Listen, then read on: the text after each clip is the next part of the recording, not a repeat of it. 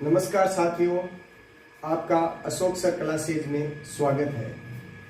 बारिश की बूंदें भले ही छोटी हो, बारिश की बूंदें भले ही छोटी हो, लेकिन लगातार बरसने से बड़ी नदियों का बहाव बन जाता है। इसी प्रकार हमारे छोटे छोटे प्रयासों से हमारी जिंदगी में बड़े परिवर्तन हो सकते हैं। आज हम प्रायिकता पढ़ेंगे। प्रायिकता का अर्थ क्या होता है? प्रायिकता मतलब किसी भी घटना के होने की संभावना। कोई भी घटना है उसकी जो संभावना है उसको हम प्रायिकता कहते हैं। प्रायिकता का सूत्र है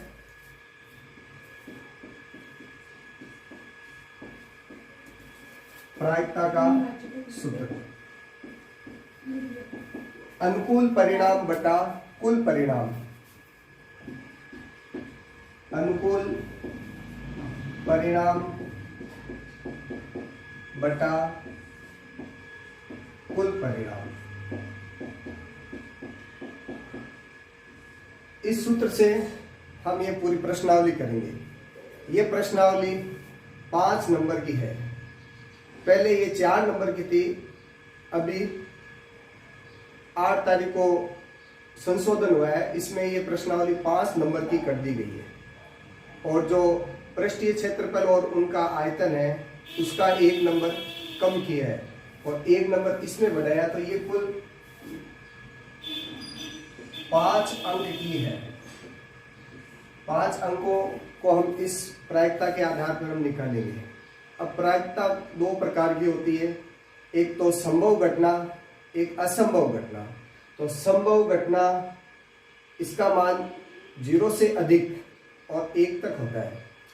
तो किसी घटना के होने की कुल प्रायिकता, किसी घटना के होने की कुल प्रायिकता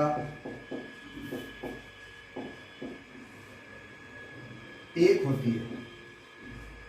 ये पूछ सकते हैं परीक्षा में, किसी घटना के होने की कुल प्रायिकता कितनी होती है?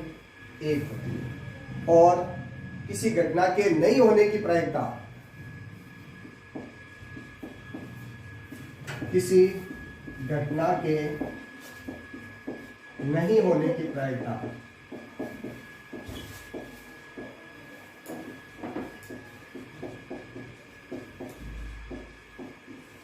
0 होती है।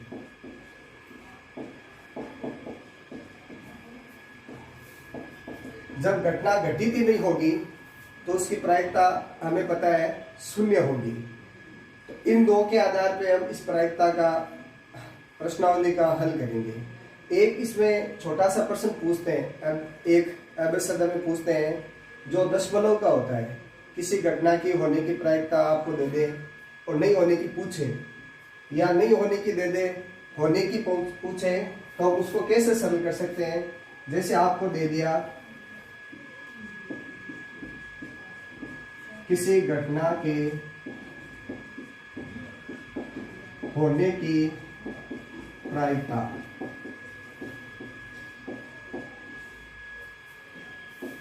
0.997 है, तो नहीं होने की प्रायिकता ज्ञात कीजिए। नहीं होने की प्रायिकता ज्ञात कीजिए।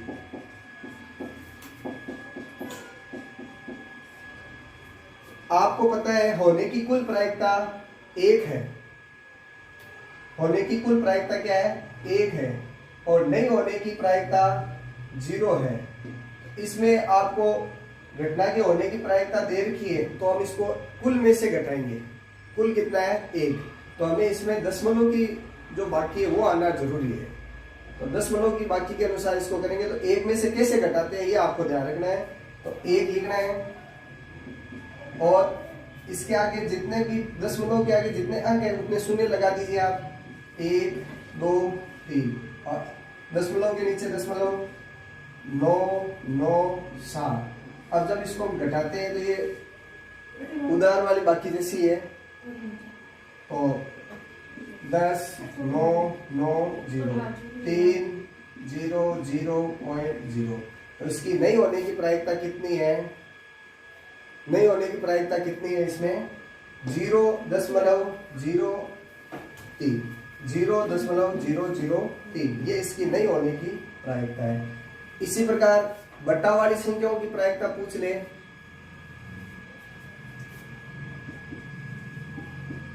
किसी घटना के होने की प्रायिकता 2/5 है। किसी घटना के होने की प्रायिकता 2/5 है। तो नहीं होने की प्रायिकता इसको भी हम 1 से ही घटाएंगे, लेकिन इसको कैसे घटाएंगे? इसमें दशमलव के नीचे दशमलव रखा था ना, तो इसको हम कैसे घटाएंगे तो वो हमें ध्यान रखना है। तो किसी घटना के नहीं होने की प्रायिकता, नहीं होने की प्रायिकता 1 में से घटाना है। अब 1 में से कैसे घटाएंगे? 1 - 2/5। तो इस जो बटा वाली है इसमें लेसर में लेके करते हैं, लेकिन हम सीधा शॉर्ट में करेंगे। शॉर्ट में कैसे करेंगे? जो नीचे बटा में है वो बटा में रहेगा, जो बटा में है उस अंक में से इस अंक को, ऊपर वाले अंक को घटाना है। तो 5 में से 2 घटाया, 5 में से 2 घटाया तो कितने बच गए? 3 बच गए। तो 3, तो इसकी नहीं होने की प्रायिकता क्या हो गई? 3/5। तो इस प्रकार ये छोटे सवाल है, एक नंबर का अनुच्छेद का प्रश्न है। हमारा उद्देश्य ये है कि प्रत्येक नंबर को हम लेते हुए आगे बढ़ेंगे। तो 1 नंबर का ये प्रश्न हो गए। अब 2 नंबर के 2 प्रश्न आएंगे जो अपनी पुस्तक में से आएंगे। प्रायिकता से संबंधित हम प्रश्न कर रहे हैं। गोपी अपने जलकुंड के लिए एक दुकान से मछली खरीदती है। दुकानदार एक टंकी जिसमें 5 नर मछली है। नर मछली कितनी है? 5 है। यहाँ इसको अंडरलाइन कर लिया। और 8 मादा मछली है। हाँ मम्मी। इसको भी अंडरलाइन कर लें, क्योंकि जो अंक है ना इन्हीं से प्रश्न पूछते हैं। बाकी पूरे प्रश्न से हमें कोई मतलब नहीं है। एक तो जो अंक दे रखे हैं उनसे संबंधित है। अब इसमें से एक मछली या दृश्या उसे देने के लिए निकालती है, तो इसकी क्या प्रायिकता है कि वो मछली नर है? तो नर की हमें प्रायिकता निकालनी है। नर मछली की प्रायिकता निकालें। तो नर मछली की प्रायिकता के लिए नर जो मछली है उसकी संख्या और कुल जो मछली की संख्या है वो हम इसके अंदर करेंगे, लिखेंगे। तो प्रायिकता का सूत्र अपने को पता है। प्रायिकता बराबर क्या होता है? प्रायिकता बराबर अनुकूल परिणाम बटा कुल परिणाम। अनुकूल परिणाम कितना है? अनुकूल परिणाम मतलब जिसकी प्रायिकता पूछी है नर मछली की, वही अनुकूल परिणाम है, उसी की संख्या बतानी है। तो अनुकूल परिणाम अपने पास है 5। नर मछली की प्रायिकता यहां लिख देते हैं।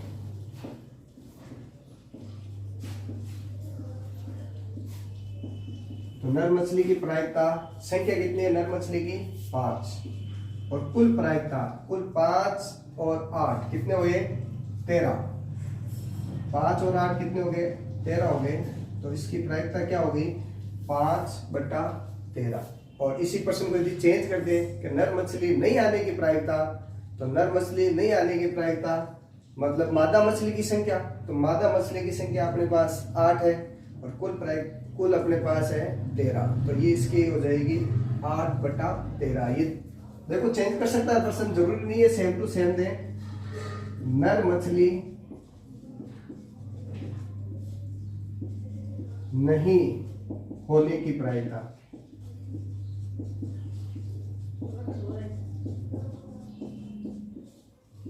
नर मछली नहीं होने की प्रायिकता। इसने हमसे प्रश्न को घुमा के पूछा है। यदि सीधा कह देता मादा मछली की प्रायिकता बताइए तो हम 8/13 लिख देते, लेकिन इसने क्या कहा है? नर मछली नहीं होने की प्रायिकता।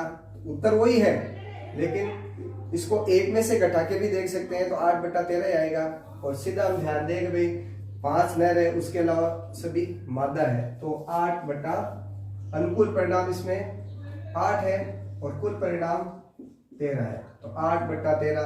और यदि हम 1 से घटाते हैं, जैसे अभी हम बताया था भाई 1 में से कैसे घटाते हैं, तो 1 माइनस 5 बटा 13। अभी कहा था जो बटा में वो बटा में रहेगा, और बटा वाली संख्या में से ऊपर वाली संख्या घटा देते हैं। तो 13 में से 5 गए 8, तो ये वाले इसके 8 बटा 13 इसके आंसर हो जाएंगे। एक ये पासे का प्रश्न बहुत ज्यादा पूछते हैं। एक पासे को एक बार फेंका जाता है तो इसकी क्या प्रायिकता है? इसकी एक अभाज्य संख्या की, 2 और 6 के बीच की कोई संख्या, एक विषम संख्या। तो हमें संख्याओं का ज्ञान होना आवश्यक है।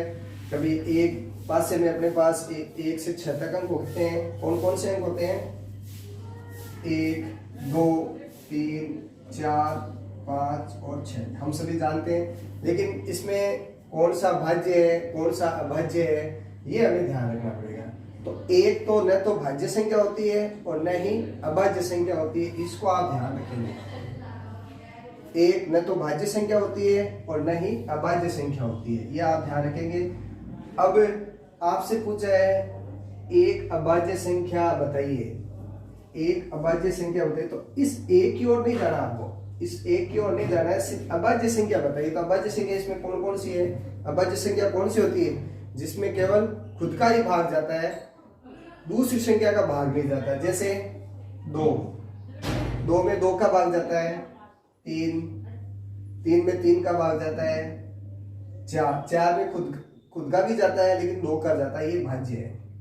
5 केवल खुद का ही भाग जाता है, दूसरी संख्या का भाग नहीं जाता। 6 खुद का भी भाग जाता है, दूसरी संख्या 2 और 3 इसका भी भाग जाता है। तो अभाज्य संख्या अपने पास कौन कौन सी है? 2, 3 और 5। तो अभाज्य संख्याओं के लिए अनुकूल परिणाम अपने पास कितने हुए? अनुकूल परिणाम बटा कुल परिणाम। तो अभाज्य संख्याएं कितनी हुई इसके अंदर? अभाज्य संख्या कितनी हुई? 2, 3 और 5। तो इनको अंक कितने हैं? 1, 2, 3। तो अनुकूल परिणाम हो गए 3 और कुल परिणाम इसमें 6। ये 3 के पावर से करते हैं तो इनका क्या आंसर आ गया? 1 बटा। समझ में आ रहा होगा मेरे हिसाब से। इसी प्रकार 2 और 6 के बीच में स्थित कोई संख्या, 2 और 6 के बीच में, तो बीच का मतलब बीच वाली संख्या होती है। 2 और 6 ये तो बाहर की संख्या हो गई। तो 2 यहाँ है, 6 यहाँ है, इनके बीच में संख्या कौन कौन सी है? 3, 4, 5। तो अनुकूल परिणाम अपने पास कितने हो गए? 3 और कुल परिणाम अपने पास 6। 3 के पावर से काट सकते हैं 1 बटा 2। अगला प्रश्न है एक विषम संख्या की प्रायिकता। एक विषम संख्या की क्या प्रायिकता हो सकती है? कौन कौन सी विषम संख्या इसमें? 1 है, विषम संख्या कौन सी है? 1, 3, 5। 1, 3, 5 विषम संख्या कौन सी होती है? जिसमें 2 का भाग नहीं जाता। जिस संख्या में 2 का भाग नहीं जाता वो विषम संख्या होती है। तो 1 में नहीं जाता, 3 में नहीं जाता, 5 में नहीं जाता। तो विषम संख्या अपने पास हो गई 3 और बटा 6। तो कुल इसके प्रायिकता क्या हो गई? 3 के पावर से काटे तो 1 बटा 2। तो इस प्रकार हम प्रायिकता हम निकाल सकते हैं। एक क्या है? न भाज्य संख्या है और न ही अभाज्य संख्या है। इसकी केवल भाज्य और अभाज्य में हमें ध्यान रखना पड़ेगा, बाकी सभी में तो सम विषम सभी में इसकी काउंटिंग होती है। ठीक है। अब हम एक प्रश्न और करते हैं जो एक सर्किल का दिया हुआ है। इस प्रकार एक सर्किल है,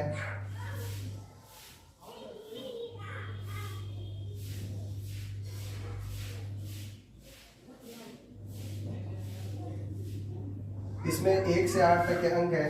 1, 2, 3, 4, 5, 6, 7, 8। अब इनमें से आपसे कोई पूछ ले भाज्य संख्या कितनी है, अभाज्य संख्या कितनी है, सम संख्या कौन सी है, विषम संख्या कौन सी है, इनकी प्रायिकता बताइए। 2 से 6 के बीच में संख्याओं की प्रायिकता बताइए, 8 से बड़ी संख्याओं की प्रायिकता बताइए।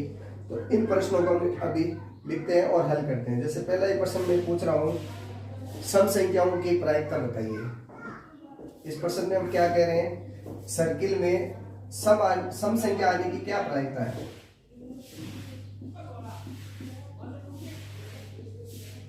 सम संख्या की प्रायिकता, तो सम संख्या इसमें कौन कौन सी है, 2 है, 4 है, 6 है, 8 है। अनुकूल परिणाम अपने पास 1 2 3 4 और कुल परिणाम 8। आंसर हो गया 1/2। अगला प्रश्न है, 7 से बड़ी संख्या की प्रायिकता। 7 से बड़ी संख्या की प्रायिकता,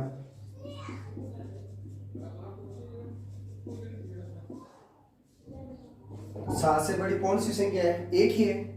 कौन सी है, 8 है। एक ही संख्या, तो अनुकूल परिणाम 1 और कुल परिणाम अपने पास हो गया 8। अब क्या पूछ ले, 8 से छोटी संख्याओं की प्रायिकता। 8 से छोटी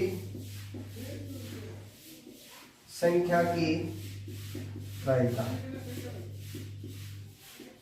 8 से छोटी संख्या की प्रायिकता, 8 से सभी छोटी है, तो अनुकूल परिणाम 8 है और कुल परिणाम भी 8 है। तो 8 से 8 कट गए, क्या आंसर आया, 1।